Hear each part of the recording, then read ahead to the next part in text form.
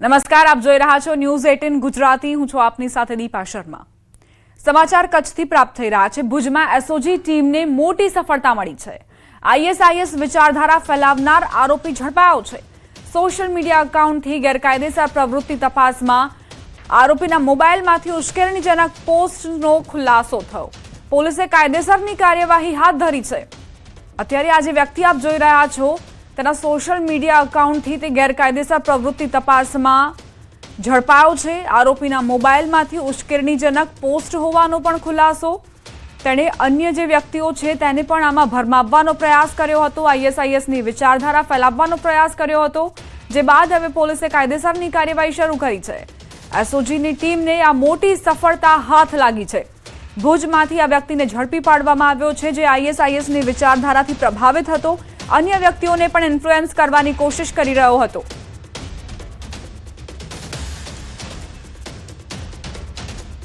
કચ્છના ભુજથી આ વ્યક્તિને ઝડપી પાડવામાં આવ્યો છે. એસઓજીની ટીમને આ માહિતી મળી હતી અને બાતમીના આધારે આ જે વ્યક્તિ છે તેને પકડી પાડવામાં આવ્યો છે. તેના મોબાઈલ ફોનની અંદર ઉશ્કેરણીજનક પોસ્ટ પણ મળી છે.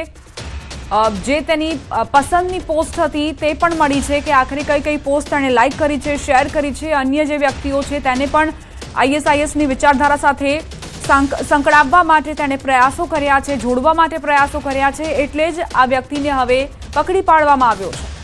સંવાદદાતા મેહુલ જોડાઈ ગયા છે વધુ જાણકારી સાથે. મેહુલ, આઈએસઆઈએસની વિચારધારા ફેલાવનાર આરોપીને ઝડપી પાડવામાં આવ્યો છે, શું વિગત?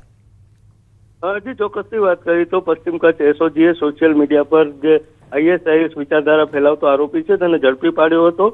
ફકીર મોહમ્મદ ઈસા ગગડાને જે એસઓજી પશ્ચિમ કચ્છ ભુજની ટીમ છે તેને ઝડપી પાડ્યો હતો. ઇન્સ્ટાગ્રામ અને જે ફેસબુક છે તેમાં અલગ અલગ એકાઉન્ટ બનાવીને ઉશ્કેરણીજનક છે તે આ વ્યક્તિ છે તે પોસ્ટ મૂકતો હતો, જેના કારણે પશ્ચિમ કચ્છ જે એસઓજી છે તેને બાતમીના આધારે આ આરોપીને છે તે પકડી પાડ્યો છે.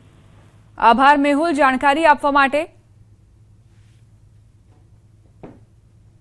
સમાચારોમાં આગળ વધીએ. સુરત જિલ્લા ભાજપ ખાતે આજે સેન્સ પ્રક્રિયા યોજાઈ. 11 તાલુકા પંચાયત, 1 જિલ્લા પંચાયત અને 4 નગરપાલિકાનો સમાવેશ કરાયો છે. પ્રમુખ, ઉપપ્રમુખ સહિતના હોદ્દાઓ માટે આ કવાયત ચાલી રહી છે. જંબુસરના છત્રસિંહ મોરી, ડભોઈ મહિલા મોરચાના કલ્પનાબેન તેમજ પ્રદેશના સભ્ય રાજેશભાઈ પટેલની ઉપસ્થિતિ વચ્ચે આ સેન્સ પ્રક્રિયા ચાલી રહી છે. આજે સેન્સ લીધા બાદ તમામ યાદી પ્રદેશ ભાજપને મોકલવામાં આવશે. આ જિલ્લામાં 10 તાલુકા પંચાયતની સીટ છે, તાલુકા પંચાયત છે, 4 નગરપાલિકા છે અને 1 જિલ્લા પંચાયત છે. આ 15 યુનિટને અમારે 1 to 1 બધા સાંભળવાના છે. અરવલ્લીમાં મહિલાને મેસેજ કરી હેરાનગતિ કરી હોવાનો મામલો સામે આવ્યો. પિટિશનર દાખલ કર્યા પછી અંતે 3 મહિના પછી ફરિયાદ નોંધાવી. પીડિતાએ મેઘરજ પોલીસ સ્ટેશન ખાતે ફરિયાદ નોંધાવતા પોલીસે તપાસ શરૂ કરી. શરૂઆતમાં પોલીસ દ્વારા ફરિયાદ નોંધવામાં ન આવતા પીડિતાએ ગુજરાત રાજ્ય માનવ અધિકાર આયોગમાં પિટિશનર દાખલ કરી હતી. સમગ્ર મામલે રાજસ્થાનના એક યુવક પર શંકા વ્યક્ત કરાઈ. આરોપીએ અજાણ્યા નંબર પરથી મેસેજ કરી પ્રેમ પ્રસ્તાવ મૂક્યો હતો અને બાદમાં ધમકીઓ આપવાનું શરૂ કર્યું હતું. આરોપીએ મહિલાનો ફોટો પોતાના પ્રોફાઇલમાં મૂકી તેને બ્લેકમેલ કરવાનો પ્રયાસ કર્યો હતો અને ફોટા વાયરલ કરી દઈશ કહીને જાનથી મારી નાખવાની ધમકી પણ આપી હતી. મે મહિનામાં વધુ ગરમીના એંધાણ છે. હવામાન વિભાગે ફોરકાસ્ટ જારી કર્યું છે. મે મહિનામાં સામાન્ય કરતાં વધુ તાપમાન રહી શકે છે. મે મહિનામાં હીટવેવના દિવસો વધારે રહી શકે છે. સૌરાષ્ટ્રમાં વધુ હીટવેવની સંભાવના. સામાન્ય કરતાં 3 થી 4 દિવસ વધુ હીટવેવ રહી શકે છે. મે મહિનામાં વધુ પ્રમાણમાં પ્રી મોન્સૂન એક્ટિવિટી જોવા મળશે. હવામાન વિભાગે મે મહિનાનું પૂર્વાનુમાન જાહેર કર્યું છે. अधिकतम तापमान जो अबव नॉर्मल रहने का संभावना रहेगा, मतलब जो सामान्य से ऊपर रहने का संभावना रहेगा. और जो लघुत्तम तापमान है above normal most of the places रहेगा. खाली उत्तर गुजरात की जो एरिया है उसको छोड़ के उत्तर गुजरात की जो कुछ जो एरिया है उसमें नॉर्मल टू बिलो नॉर्मल रहने का संभावना रहेगा. और जो हीट वेव कंडीशन है इसमें गुजरात में अबव नॉर्मल रहने का संभावना रहेगा मई महीना में. और रेनफॉल जो है normal to above normal rainfall रहेगा. जो आइसोलेटेड पॉकेट सौराष्ट्र कच्छ की कुछ हिस्सों में बिलो नॉर्मल रेनफॉल होने का संभावना रहेगा. આંધી વંટોળ સાથે વરસાદની આગાહી કરાઈ છે. હવામાન નિષ્ણાંત અંબાલાલ પટેલે મોટી આગાહી કરી છે. 15 મે બાદ કાંઠાના ભાગોમાં ભારે હલચલ થશે. અરબ સાગર, બંગાળનો ઉપસાગર સક્રિય થાય. 17 મેથી જૂનના પ્રારંભમાં બંગાળ ઉપસાગરમાં ચક્રવાત. આ વખતે અરબ સાગર વધુ સક્રિય થઈ શકે છે. 8 જૂન બાદ અરબ સાગર વધુ સક્રિય રહી શકે છે. અરબ સાગરમાં પણ ચક્રવાત રહેવાની સંભાવના. 28 મે સુધીમાં અંદમાન નિકોબાર ટાપુ પર વરસાદ વરસી શકે છે. 28 મેથી 1 જૂન સુધી દેશમાં ચોમાસું દસ્તક દેશે. 28મી મેથી દક્ષિણ ભારતમાં ચોમાસું બેસી શકે છે. 17 મે થી જૂનની શરૂઆત સુધીમાં બંગાળ ઉપસાગરમાં ચક્રવાત બનવાની શક્યતા રહેશે અને આ વખતે અરબ સાગર વધુ સક્રિય રહેવાની શક્યતા રહેશે. 2 જૂન સુધીમાં તો અને 8 જૂન બાદ અરબ સાગર વધારે સક્રિય રહેશે અને અરબ સાગરમાં પણ ચક્રવાત થવાની શક્યતા રહે. લગભગ 28 મે સુધીમાં આંદામાન નિકોબાર ટાપુમાં ભારે વરસાદ થાય અને 28 મેથી ભારતના દક્ષિણ છેડે ચોમાસું પહોંચવાની શક્યતા રહે. 1 જૂન સુધીમાં ચોમાસું પહોંચવાની શક્યતા રહે. ચોમાસાના આગમનને લઈને મોટા સમાચાર. 1 સપ્તાહ વહેલી થઈ શકે છે ચોમાસાની એન્ટ્રી. હવામાન નિષ્ણાંત અથ્રેયા શેટ્ટીએ અનુમાન વ્યક્ત કર્યું છે કે દેશમાં ચોમાસાનું વહેલું આગમન થઈ શકે છે. કેરળમાં 24 મે સુધીમાં ચોમાસાની એન્ટ્રી થઈ શકે છે. 13 મે સુધીમાં આંદામાન નિકોબાર પહોંચી શકે છે ચોમાસું. અંદાજિત તારીખમાં 2 દિવસની વધઘટ જોવા મળી શકે છે.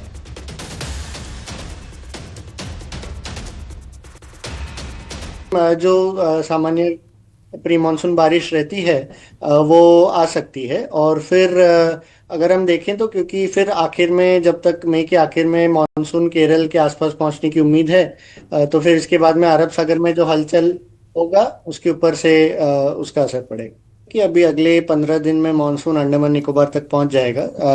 अंडमान निकोबार पहुंचने की सामान्य तारीख लगभग 15 मई के आसपास है. तो इस साल पिछले साल के जैसे ही लग रहा है कि फिर से एक बार अंडमान निकोबार में जल्दी पहुंचेगा लगभग 13 तारीख के आसपास. और फिर इसके बाद में आगे बढ़ते हुए केरलम में भी सामान्य से लगभग 5 से 6 दिन जल्दी पहुंचने का अनुमान है, यानी लगभग 25 मई के आसपास. ઊંચા તાપમાન છતાં સહન નહીં કરવી પડે લૂ. પવનનું જોર વધવાથી 7 મે સુધી લૂ નહીં પડે. હવામાન નિષ્ણાંત અથ્રેયા શેટ્ટીએ જાહેર કર્યું 7 મે સુધીનું अनुमान. કેટલીક જગ્યાએ 42 ડિગ્રી સુધી પહોંચી શકે છે તાપમાન. 30 થી 60 કિલોમીટરની ઝડપથી પવન ફૂંકાશે. દરિયાઈ પટ્ટી દક્ષિણ ગુજરાતમાં 33 થી 35 ડિગ્રી રહેશે તાપમાન. સૌરાષ્ટ્ર અને કચ્છમાં 39 થી 42 ડિગ્રી રહી શકે છે તાપમાન. ઉત્તર અને મધ્ય ગુજરાતમાં 40 થી 42 ડિગ્રી સુધી તાપમાન રહી શકે છે. દરિયાઈ પટ્ટી દક્ષિણ ગુજરાતમાં સવારે વાદળછાયું વાતાવરણ રહેશે. 3 થી 5 મે દરમિયાન મધ્ય સૌરાષ્ટ્ર અને ઉત્તર ગુજરાતના કેટલાક વિસ્તારમાં કોઈક જગ્યાએ ગાજવીજ સાથે હળવું માવઠું થઈ શકે છે.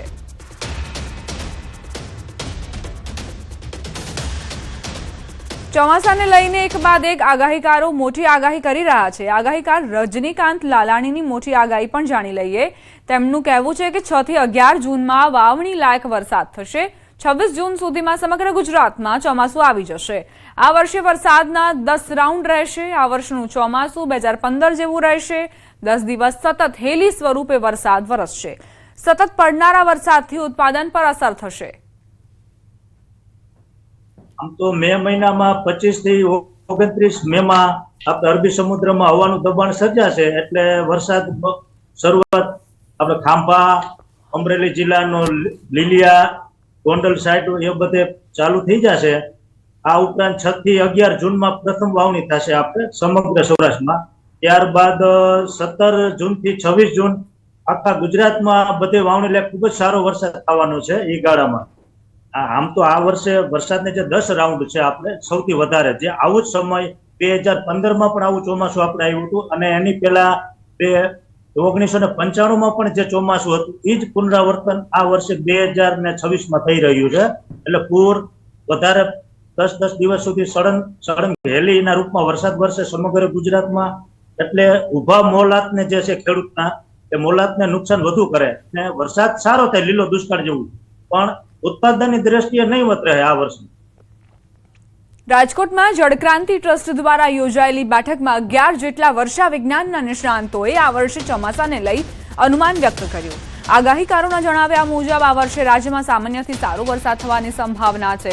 ગુજરાતમાં આ વર્ષે અંદાજે 40 થી 50 ઇંચ જેટલો વરસાદ વરસી શકે છે. નિષ્ણાંતોએ ખેડૂતો માટે વાવણીના 3 તબક્કા પણ સૂચવ્યા, જેમાં 15 જૂન, 21 જૂન અને 3 જુલાઈ આ સમયગાળો વરસાદના પેટર્નને ધ્યાનમાં રાખીને નક્કી કરાયો હોવાનું જણાવ્યું. આ વર્ષે ગુજરાતમાં કોઈ મોટા હોનારત વાવાઝોડાનું ખાસ કોઈ જોખમ નથી. 15 ઓક્ટોબરની આસપાસ રાજ્યમાંથી ચોમાસું વિધિવત રીતે વિદાય લેશે તેવી શક્યતા વ્યક્ત કરાઈ છે. આ વર્ષે બધાનું અનુમાન રહ્યું કે 40 થી 50 ઇંચ વરસાદ થશે. જળ પ્રલય નથી, દુષ્કાળ નથી, અતિ ભારે વાવાઝોડું કોઈ એવું નથી અને ક્રમશઃ વરસાદ આવશે. વચ્ચે એક વખત સામાન્ય વરસાદ ખેંચાશે, પણ એ બહુ ચિંતાનો વિષય નથી. પણ આખા ગુજરાતમાં વરસાદ સારા પડશે અને વર્ષ સારું થશે એવો 11 વરસાદ તજજ્ઞોનો અનુમાન છે. રાજ્યમાં સામાન્યથી સારો વરસાદ થવાની સંભાવના વ્યક્ત કરવામાં આવી છે. વર્ષા વિજ્ઞાન સાથે જોડાયેલા લોકોની એક બેઠક મળી હતી અને તેમાં એવી જાણકારી આપવામાં આવી છે કે અત્યારે ગુજરાતમાં કોઈ મોટા વાવાઝોડાનું જોખમ નથી. 15 ઓક્ટોબર આસપાસ વિદાય લેશે અને બની શકે કે 25 જૂન સુધીમાં આખા ગુજરાતમાં ચોમાસું બેસી જાય.